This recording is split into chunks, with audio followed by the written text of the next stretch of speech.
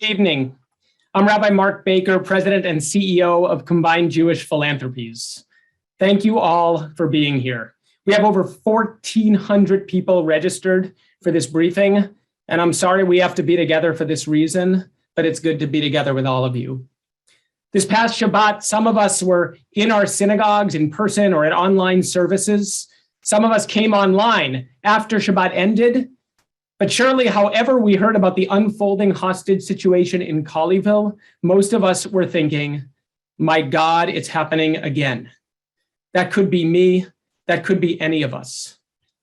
Let me start by sharing my gratitude that the hostages made it out safely, and my gratitude to everyone whose tireless efforts led to that outcome.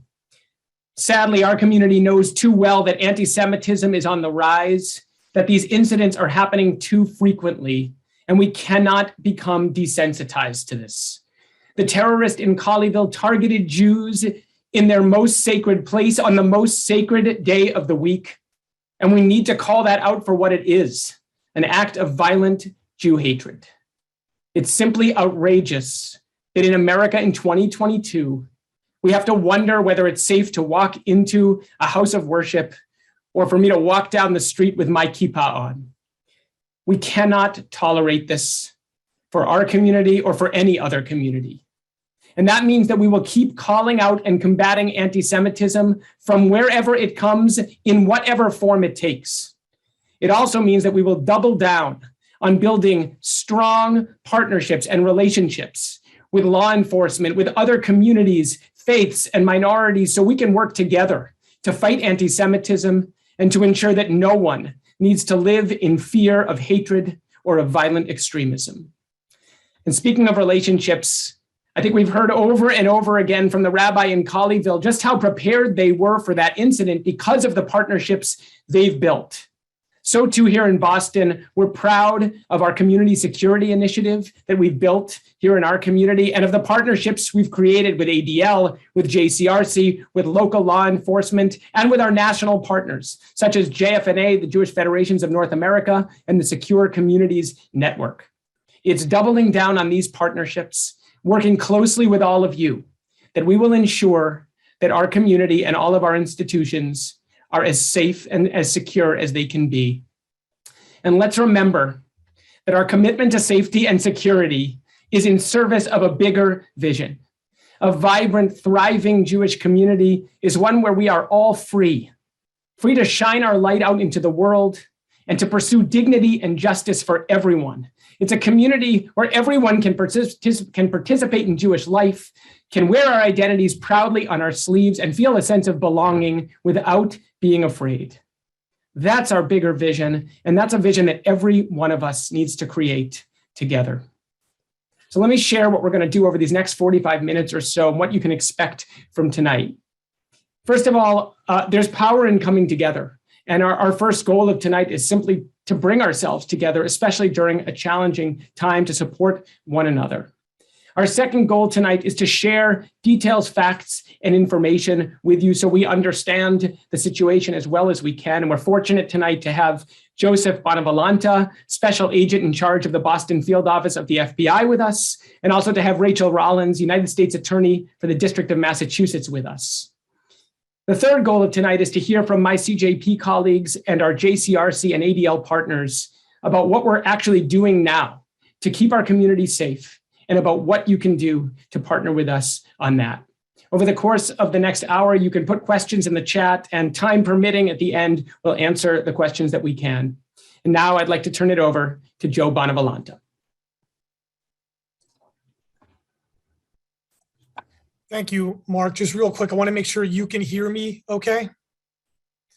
Okay, well, good evening, everybody. And just to echo what Mark had said, obviously, I wish this call with almost 1,500 people, was for a different reason. But just to put it in perspective and to show really, how truly cohesive this New England community is earlier today, I had the opportunity to sit on a call about 1:30 this afternoon with the Attorney General of the United States, Merrick Garland, the FBI Director, Christopher Wray, among several others, on a community call with union Orthodox, which was comprised of well over 1,000 attendees made up of synagogue leaders across the country, not only Orthodox, but also other denominations as well. And it looks like we, with 1,500 or so, have even surpassed that number as well. And so first, before I get into what I would like to convey to all of you here tonight,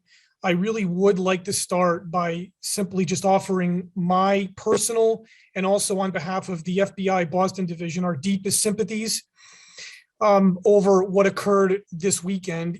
Even though all of the hostages, thank heavens, were released unharmed physically, obviously, that does not mean there wasn't harm and there wasn't a significant toll. Whenever there is any type of a hostage situation, even if none of the hostages are physically harmed, there's a tremendous psychological and emotional toll that ensues, not only within members of that congregation, but in this case, especially across the country and across the world within the faith-based community. So what I would like to do tonight, and I hope I really hit on all the marks that, that I hit on all the marks that I need to, is that over the next few minutes, I'd like to just frame three important topics. One is a very brief overview of actually Saturday's events, those events that I actually can speak about, because as I'm sure you're all aware, this, even though the subject is deceased, this is still very much an ongoing investigation, and I think it will be ongoing for quite a while with both domestic and international nexus. But I'm going to say what I can regarding the events actually that occurred on Saturday. I also would like to get into the current threat landscape that we are in today, specifically with respect to houses of worship. And I'd like to end on a note that really speaks about what resources does the FBI and our other partners really bring to bear in situations like this, both before a situation like this, might occur. Hopefully that could be prevented. But if forbidding a situation like this does occur, what are the resources that we have and will continue to bring to bear? One of them being very robust and in-depth community partnerships. So first, the events on Saturday at approximately 12:20 Eastern Time on the 15th, Colleyville Police Department received a call from someone who was watching the service at the Congregation Beth Israel live streamed and called in stating that there very well might be a significant issue and a potential hostage situation. It was learned very shortly thereafter that this in fact was a hostage situation that was underway. Very shortly after that, a very robust law enforcement response was initiated that resulted in well over several hundred local, state, and federal law enforcement officers throughout the remainder of that day into the night. Right off the bat, when it was determined that there was a hostage situation, one of the Colleyville Police Department crisis negotiators was able to make positive contact with the hostage taker, and this ensued for several hours throughout the day. Now, subsequently, as you all are well aware now, the subject has been positively identified as Malik Faisal Akram. So during a series of these calls with the hostage negotiator or negotiators, the subject spoke about three issues, among others, but three primary issues repeatedly throughout the day. One of them was that he was not acting on behalf of any foreign terrorist organization. The second one is he wanted to speak with a prominent member or members of clergy-related members of the Jewish community in the New York region. And third, he repeatedly made attempts to speak to an individual that has been identified as Aifa Siddiqui. And for those of you who may not be aware, Aifa Siddiqui is an individual, once again, who the subject made repeated claims to want to talk to on Saturday. He spoke repeatedly about her. She is a convicted terrorist who was serving an 86-year prison sentence in the United States on terrorism charges stemming from an incident over in Afghanistan where she attempted to murder members of the Department of Defense as well as the FBI. So that in a quick outline were some of the demands that the subject was making throughout the conversations.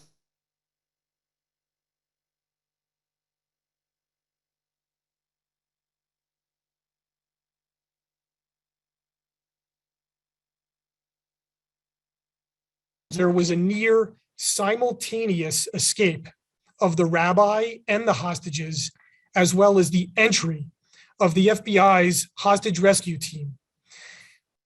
Thank heavens, all the rabbi and all of the other hostages were physically unharmed and escaped without any physical injury. And the subject is deceased. So that is an outline of what occurred on Saturday. A couple of things I would like to really point out before getting into the current threat landscape that I think you all would find incredibly relevant in the current climate here today is to be very clear, just to clear up any ambiguity that was reported over the weekend. This is a terrorism-related matter in which the Jewish community was targeted, and it is being investigated by the FBI's Joint Terrorism Task Force, primarily out of the FBI Dallas field office, as well as with significant contributions and coordination from our counterterrorism division out of FBI headquarters. Now, quickly getting into the current threat landscape, and it is a very serious one. And as we're all aware, the nation for a few years now has been in a period of heightened threat, which includes threats posed by individuals and small groups, including domestic violent extremists and those inspired or motivated by foreign terrorists or other malign foreign influences who are seeking to commit acts of violence. This threat is greatly exacerbated by a divisive socio-political environment and in addition to the ongoing global pandemic that we have found ourselves in for the last couple of years. And the reason why that's important is what we've seen throughout the counterterrorism realm and even within our civil rights program under the hate crimes realm, which often intersect with each other, is that in some of these cases, there are social stressors and other personal factors that seem to converge with longstanding ideological grievances that individuals have that have mobilized these individuals to engage in acts of violence. So what does this all mean? What this all means from a threat landscape is that from a counterterrorism perspective and even a civil rights hate crime perspective, we have many individuals, even domestically, that have a myriad of personal grievances that are only exacerbated by many socio-political or other issues that are going on in this country or around the world right now. And unfortunately, unlike in years past, where it wasn't as difficult to detect individuals that were actual members of foreign terrorist organizations, many of these individuals are acting alone or in very small groups where they have become or are becoming radicalized online through various social media platforms and are finding like-minded individuals that are espousing the same rhetoric and extremist violent rhetoric that they are buying into. And what this has caused over the last several years is a threat environment for law enforcement, where in some cases it is very difficult to detect because of timeliness. Many of these individuals who do act alone are off the radar. They're not necessarily on law enforcement's radar to begin with. And that's why it's so important to continue engaging with communities, faith-based organizations, to make sure that if there's anything that looks off or not right, that we have to keep engaging together to try to mitigate this threat. And that leads me to the third topic, which I think is going to be a more positive one than the previous two, which is what are we doing about it? And how does community engagement work into this methodology? Well, from the FBI's perspective, we have our joint terrorism task forces. Here in the FBI Boston division, we are one of the largest field offices in the country. We have 5 separate joint terrorism task forces because we cover 4 states in New England: Rhode Island, Massachusetts, New Hampshire, and Maine. And we have 5 joint terrorism task force comprised of hundreds of members of state, local, and federal law enforcement. And a major part of that effort is continuous outreach, engagement, and training, which is something that I'm going to conclude with here in a minute, with a number of different community-focused groups. And it's really that community engagement that has become so important. And if you follow the reports that have come out of Dallas, there have actually been reports that have been conveyed by the rabbi of Congregation Beth Israel, where there were certain actions taken that were learned through certain kinds of training, protecting houses of worship type or active shooter type training that wound up becoming very beneficial, leading up to the FBI's hostage rescue team making a tactical entry into Congregation Beth Israel.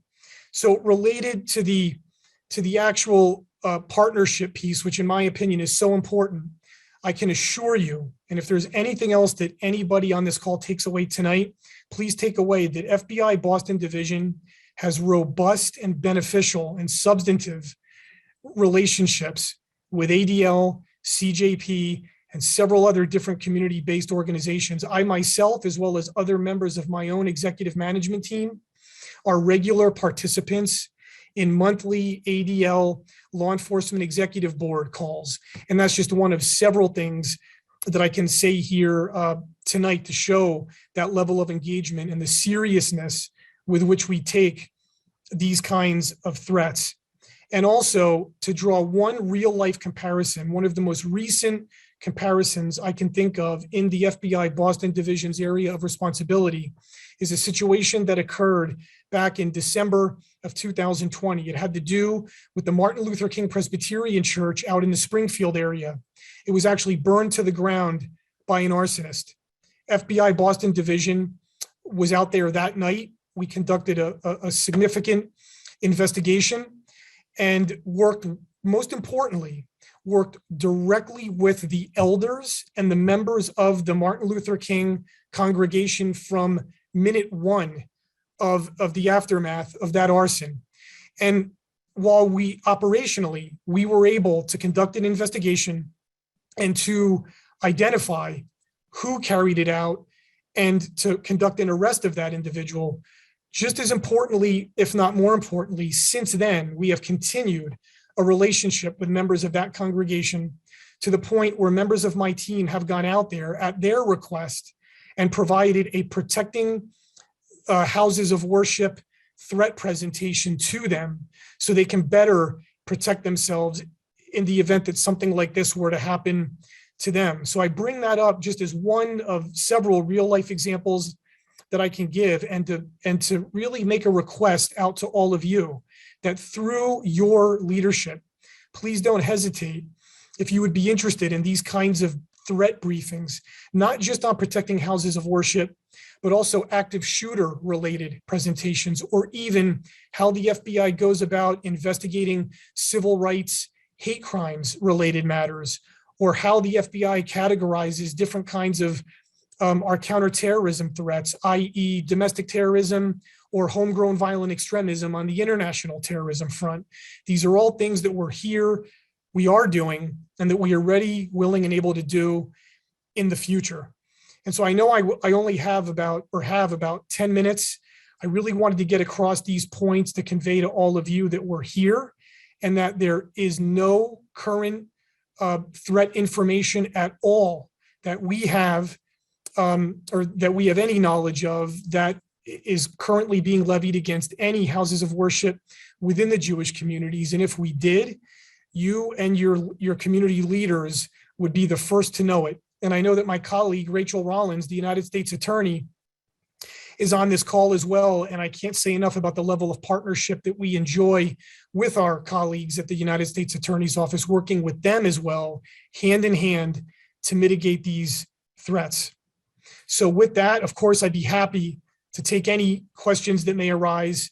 And I know that next up, as part of this session, is my colleague, the director of the New England ADL, Robert Treston. Robert, over to you. Thank you, Joe, and appreciate your partnership and everybody on your team, and in particular, the Dallas field office.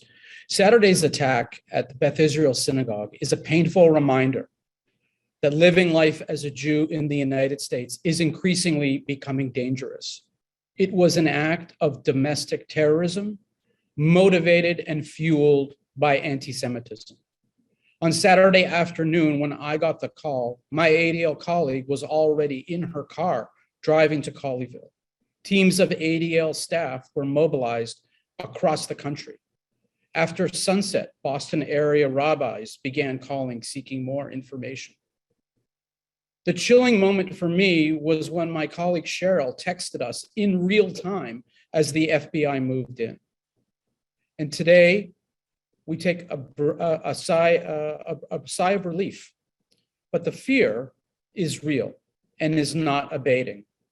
The fundamental question when it comes to hate crimes is whether the attacker intentionally selects their target. This man chose his target carefully. It was no accident or coincidence. He intentionally selected a Jewish house of worship from which to take hostages and make his demands. He quickly called for the release of Afia Siddiqui, a convicted terrorist with links to Al-Qaeda, who used her trial in the United States as a platform to rail against Jews. She demanded that Jews be excluded from her jury pool and blamed the guilty verdict on Israel. At 2 points during the siege, the perpetrator demanded to speak with Rabbi Angela Bookdahl of Manhattan's Central Synagogue, and he connected with her by phone. Why? Because he wanted her to intervene in the Siddiqui matter, believing that she had influence with the government. He mentioned that he saw her with President Obama, presumably at the 2014 Hanukkah event. This reinforces that the hostage taker was motivated by the classic anti-Semitic trope that Jews have the power to influence our government. The attack is a reminder that hardened conspiratorial anti-Semitism remains a core tenet of extremists across the political spectrum, including radical Islamists. You will continue to hear that there is no credible threat to our community in New England, which, as SAC Bonavolanta just said, is a true statement. There was similarly no known credible threat in the Dallas-Fort Worth area last Saturday. There was also no known threat when a man tried to plant an improvised explosive device in front of a Longmeadow Jewish seniors residence 18 months ago. Or last June, when a white supremacist killed 2 African Americans a block from Temple Tifereth Israel in Winthrop, within hours of surfing anti-Semitic websites. Or last July, when Rabbi Noginsky was stabbed in Brighton. Unfortunately, being on edge and being vigilant is very much a part of the American Jewish experience in 2022. All of the data supports this. In the past few years, as anti-Semitism has reached record levels in the United States, our polls have shown that Americans have become increasingly concerned about anti-Semitism and their personal and communal security. This has particularly been true in the aftermath of mass shootings at synagogues in Pittsburgh and Poway, and the subsequent attacks on Jewish targets in Jersey City and Muncie. It is happening here. Lives were saved last week because individual, communal, and organizational actions were taken. Training sessions were convened, relationships were nurtured over years, and awareness was heightened. We are gathering today because we need to recognize the threat of anti-Semitism. We need to be united in our opposition to anti-Semitism, and we need to be inspired and motivated to take action now. We're going to focus on taking action in a moment. But first, I have the great privilege of welcoming the Honorable United States Attorney for the District of Massachusetts, Rachel Rollins. She stood with our community on Brighton Common and at Temple Tifereth Israel last year. She is both the United States Attorney for the District of Massachusetts and an ally for our community. It's my pleasure to introduce U.S. Attorney Rachel Rollins. Thank you so much, Robert. Again, I want, as the leader of the United States Attorney's Office for the District of Massachusetts, to offer my sincere condolences and sympathies for why we're meeting with you yet again for yet another act of hate against the Jewish community. As district attorney, which is the role I held up to a week ago, I have had the privilege to stand, however disappointing that we had to, shoulder shoulder with leaders like Robert in the Jewish community and other allies in other communities when we, as you heard, on July 1st, for example, stood in Brighton Common after Rabbi Naginsky was stabbed multiple times. And we very quickly, after charging that crime, immediately called it what it was, a hate crime. Just days before that, as you heard Robert mention, and with the exceptional help of the FBI in both of these instances, we showed up in Winthrop, and through exceptional work by law enforcement, Winthrop police officers in particular, there were not more casualties, but David Green and Ramona Cooper lost their life that day as a box truck was barreling towards a temple in Israel, in Winthrop, that we believe confidently, because Nathan Allen had anti-Semitic web pages open on his phone as he sped through that town. It's important that we recognize also, with respect to the burning church, we are going to be prosecuting that case with the able help of the FBI in Springfield.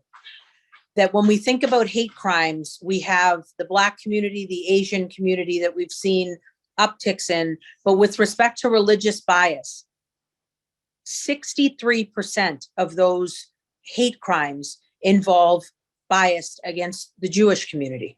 And we have to be really honest with ourselves here in Massachusetts. When we talk about Siddiqui had ties to Massachusetts with respect to work that had been done at MIT. You know, there can be anti-Semitism that is not necessarily physically violent, but we've seen with football teams and high school students engaged in horrific behavior regarding play calling, or our Holocaust Memorial in Boston has been desecrated not once, but twice. So we need to be not only ever vigilant about the work that the FBI is doing, and please hear me say that we will be prosecuting these crimes under my administration. I certainly have no problem standing shoulder to shoulder with this community, obviously when it is necessary, when there's hate that's happening, but we also want to be there to celebrate the beautiful parts of the community that we know happen every single day. And I want to end by saying we are going to fight as hard as we can to allow everyone, including our Jewish brothers and sisters, to live authentically as themselves in the Commonwealth of Massachusetts. And you have that pledge from your federal partners. You just heard it from the special agent in charge. You are now hearing that from me as the chief federal law enforcement officer. Thank you. U.S. Attorney for Massachusetts, Rachel Rollins. I have to tell you, I'm incredibly emotional having heard you. I heard you standing right in front of you on the Common a few months ago in Brighton. But I have to tell you, it strikes me that you had no fear in calling out anti-Semitism for what it is. And I cannot thank you enough, because that feels unusual to me. I also want to say on behalf of Combined Jewish Philanthropies and our partners that we are very aware, Attorney Rollins, of the heinous racism that you have faced, that you continue to face, and that we will stand shoulder to shoulder with you and your office with all hate being banned from this community. So hello to my friends and my colleagues, to my community. I am Dr. Sarah Abramson, CJP's Senior Vice President for Strategy and Impact. And that's the role that I'm speaking to you tonight from, but I'm also going to speak to you as someone who is hurting. I made a decision many years ago to become this thing called a Jewish communal professional. I decided that this thing that we call Jewish is sacred, that the beauty of it, the specialness of it, the protection that I want to give to it, of our history, of our culture, of our peoplehood, of our land, it matters. And I'm also speaking to you as a mother who drops her children off at Jewish space and who worries about it. And as a friend to my clergy who stand on the pulpit for me so that I have comfort in this world, and I know that you fear for your lives. Above all else, though, tonight, I'm standing here on behalf of my amazing colleagues, lay and professional, including Karen Cohen and Lisa Wallach, who are CJP's Fighting Anti-Semitism and Anti-Zionism Task Force co-chairs. There are 40 people who have joined us on this task force and many, many communal organizations. And our work has been happening for years. And we are trying our best tirelessly, and sometimes without the results we would want to see, to combat anti-Semitism, anti-Zionism, and as if you've heard today, this thing called Jew hatred, because that's what it is. But the truth is, I feel a little guilty even speaking tonight because you've told us, our community, that the time for impassioned speeches is gone. It's actually time for action. And our task force has heard you. You have told us that you do not know how to explain Colleyville to your children. You have told us that you know that we need to build deep and authentic partnerships, but it can't happen in crisis. You have sent your kids off to college, and you have struggled with the fact that you are proud of their universal values around human dignity, but you don't want them, and they don't want to sacrifice the particularity of this thing that I just called being Jewish. So we've heard you, our task force has heard you, and we want to act. So I want to direct your attention to the chat right now. CJP is really proud tonight to put into the chat a website resource for up-to-date information about how you, your community, can take action right now to combat anti-Semitism. We're also going to put into the chat some resources for you to talk to your teens and young adults to tell them that they don't have to give up, that we are all there with them. And on behalf of CJP's Board of Directors and our task force, I'm incredibly grateful that we know that part of our role at CJP is to engine this community with philanthropy. And we are immediately putting $250,000 behind the task force work to jumpstart the action you are asking for. Finally, we are proud to announce tonight that we will join with 147 Jewish federations around the country, including Colleyville. And we will launch with the JFNA, Jewish Federations of North America, a multi-million-dollar fundraising campaign explicitly for safety and security. Because if you cannot, if I cannot, if my children cannot, if your children cannot walk through a door and say that they are proud to be there and that they feel safe to be there, then we are all alone on this journey. I want us to turn now, we've heard about the national context, we've heard about law enforcement and the Attorney General's commitment that this is a hatred of virulent kind that needs to be rooted out, but there are actions that you can take tonight. And it is with our colleagues across the community that we are led into that action. So I'm going to turn over now to the Jeremys, my amazing colleagues, Jeremy Burton, the Executive Director of Jewish Community Relations Council, and Jeremy Yeaman, the Vice President and Director of Security for CJP and the brains behind our flourishing communal security initiative. We have heard you, they have heard you, and I hope that you hear our and their commitment. Enough is enough is enough. Thank you. And Jeremy, over to you. Thank you, Sarah. And thank you also to U.S. Attorney Rollins. It's unfortunate that we seem to see each other time and again in circumstances such as these. And I'm just incredibly grateful, as are we all, for your support, your partnership, and your outspokenness in support of our community and vulnerable communities. I want to echo and not repeat what has already been said. about these anti-Semitic attacks that our community has experienced, not only this week, but in the past. And I want to let the audience, the members of our community here tonight know that we at JCRC have received, and many rabbis in our community have shared with me this weekend that they've received messages of support, solidarity from their faith partners across our region here in New England. They want to know how they can stand with us and help us, and we need to know that we are not alone in this struggle. Also, since we're mentioning our faith partners and the work that gets done in those relationships, I want to acknowledge what has already been referenced by others, which is the identities of the perpetrators, both in Brighton and in Colleyville.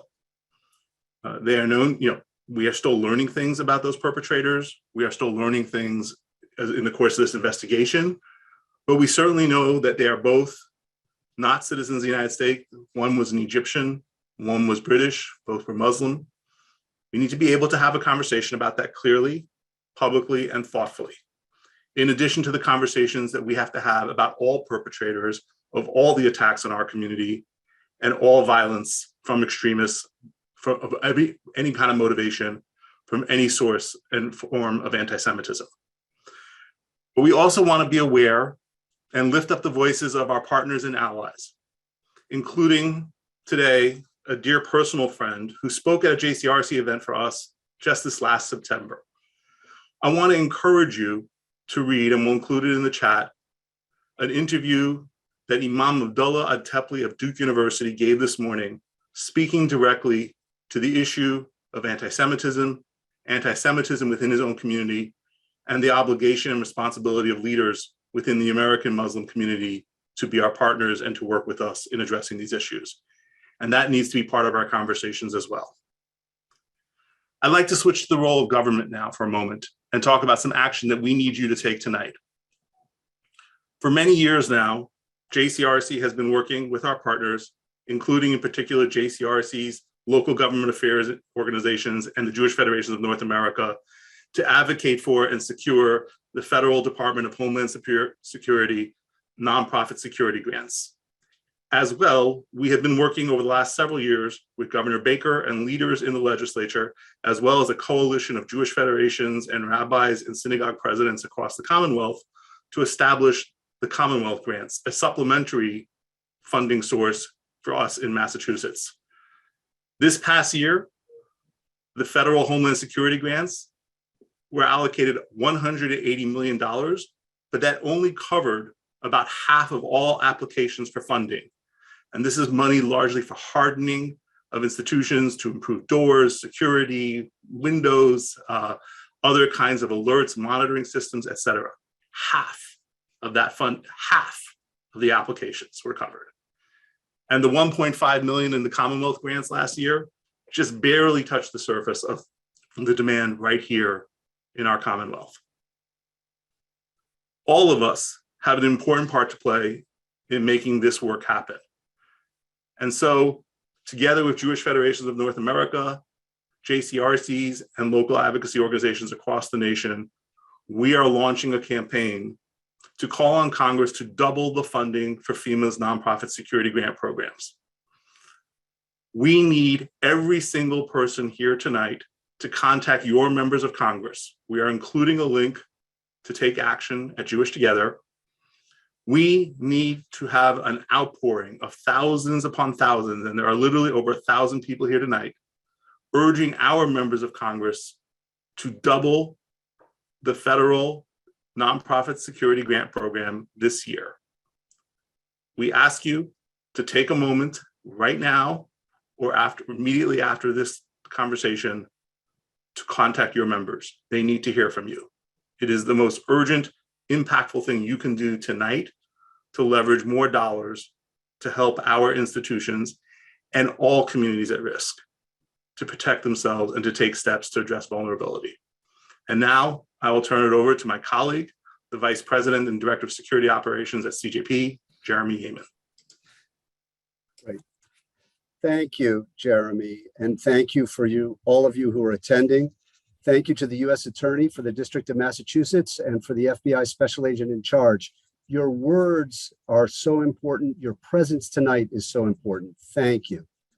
Now in Texas, this was a very difficult situation, and we are so grateful that it worked out as well as it did. And one key component there was training. We heard about the importance of training with the incident with Rabbi Naginsky in Brighton in July, and we've heard it again and again. But before I speak about training tonight, just a brief overview about CJP's Communal Security Initiative. CSI, or the Communal Security Initiative, is not reacting to a specific incident. It's not reacting to the latest incident. In 2006, CJP created the Jewish Emergency Management System. In 2016, I was privileged enough to be hired and started building a team with a growing staff.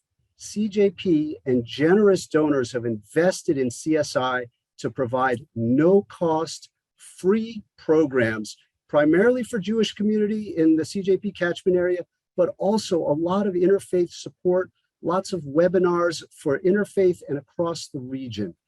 CSI provides training, security assessments and mitigation, consultation, assistance with threat management, and also we've piloted a cybersecurity program in the last year.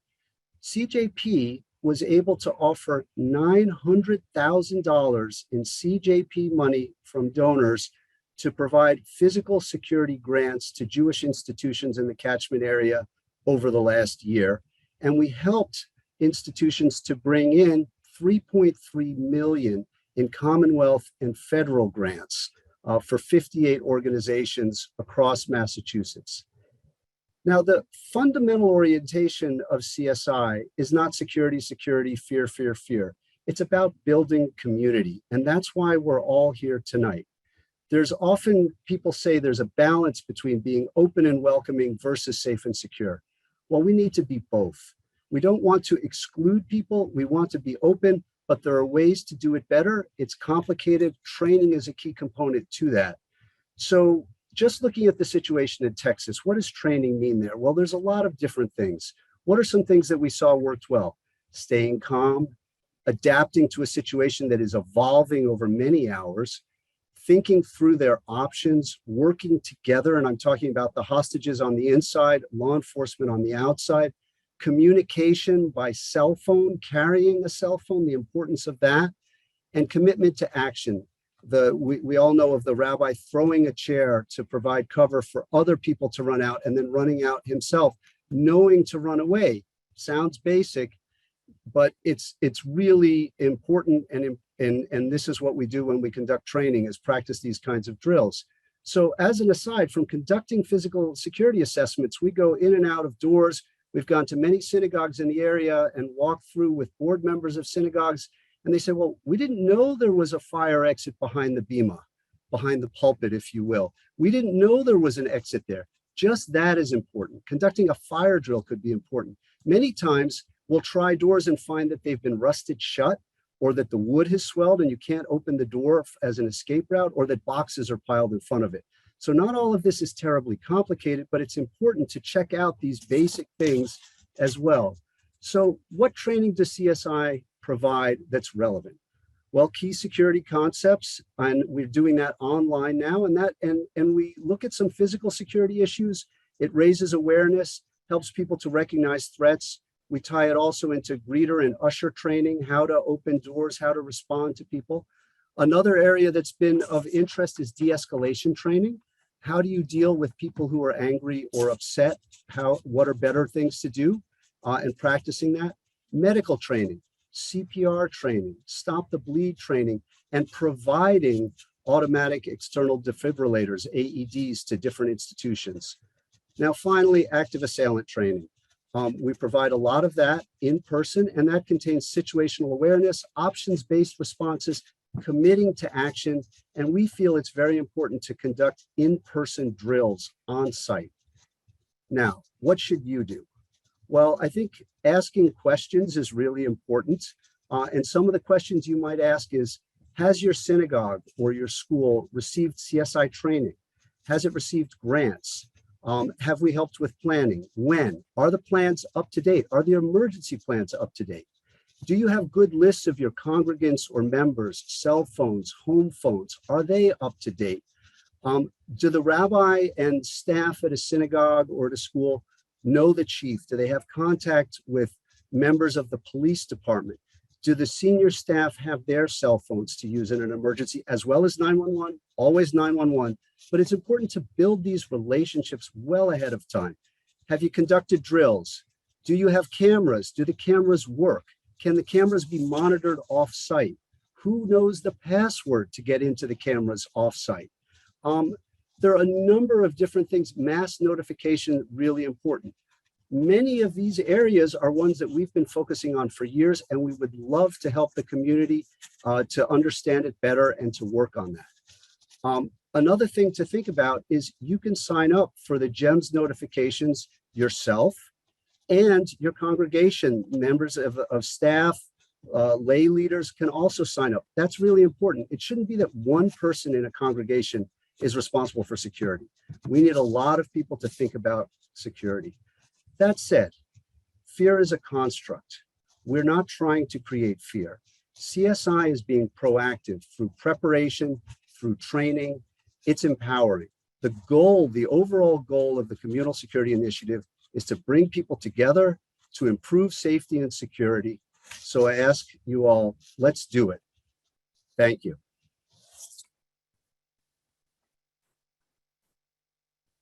Thank you so much, Jeremy, my amazing colleague, those of you who have had the opportunity to work with him. And so many of you are asking how you can work with him, and we will make that available in our post-event communication.